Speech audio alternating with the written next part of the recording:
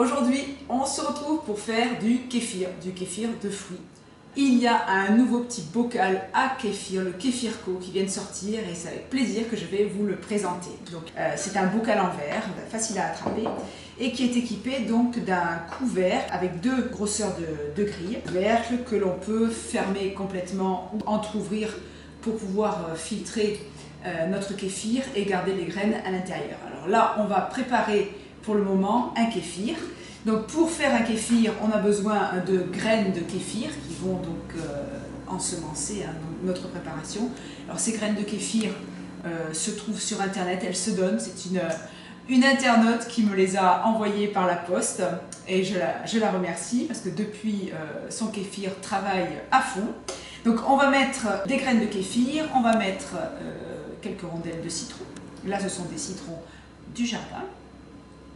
On va mettre une figue et on va mettre, moi je vais mettre du gingembre. Après on peut agrémenter son kéfir comme on veut, on peut mettre de l'orange, on peut mettre de l'ananas, on peut mettre du pamplemousse, on peut mettre des kumquats, je les coupe en deux et je les mets à la place du citron.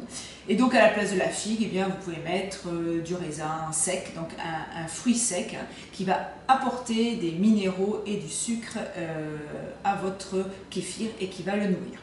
Alors, il y a deux façons effectivement de faire le kéfir. On peut lui rajouter du sucre qui va lui servir pour se nourrir. Moi, je n'en mets pas. Je ne sers que du sucre de la figue. Et ça marche très bien aussi. Une fois que j'ai fait plusieurs cuvées de kéfir, je lui mets dans un petit pot. Je mets du rapadura, un tout petit peu d'eau et je le mets au frigo pour qu'il se régénère. Alors, nous sommes partis pour notre kéfir. Je mets 2 cuillères à soupe à peu près de kéfir dans le fond du pot, mes 2 tranches de citron, mon gingembre, la figue et je vais rajouter de l'eau que j'ai légèrement tiédie. Ça marche très bien aussi si on ne tiédit pas, mais j'ai remarqué qu'en mettant de l'eau tiède, les graines de kéfir grossissaient plus rapidement à l'intérieur. J'ai utilisé de l'eau distillée, donc là je l'avais légèrement tiédie, je vais faire le complément jusqu'en haut. Je ferme et je n'ai plus qu'à laisser reposer pendant 24 à 48 heures. Vous allez voir la figue qui va remonter, ça va faire des bulles. Et au bout de 24 ou 48 heures, selon votre goût, moi en général je le laisse 48 heures, je vais le filtrer. Alors c'est très simple, j'ouvre légèrement mon bocal, je mets un entonnoir sur une bouteille et je vide directement dans la bouteille. Une fois que la bouteille est pleine, je la remplis, vous voyez, comme celle-ci, jusque là.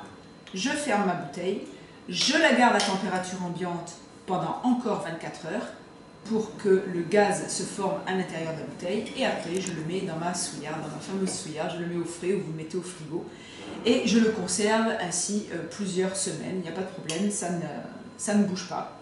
Et une fois que je veux en boire, eh bien, je prends une bouteille, soit je le bois nature ou j'en rajoute également dans mes jus de fruits et de légumes. J'espère que tout l'été, tout le monde va carburer à ça, les enfants devraient adorer et je vous montrerai dans une prochaine vidéo comment faire du kéfir aromatisé avec des fruits rouges. C'est un délice, ça fait carrément des limonades. Je vous dis à très vite pour de prochaines vidéos. Au revoir.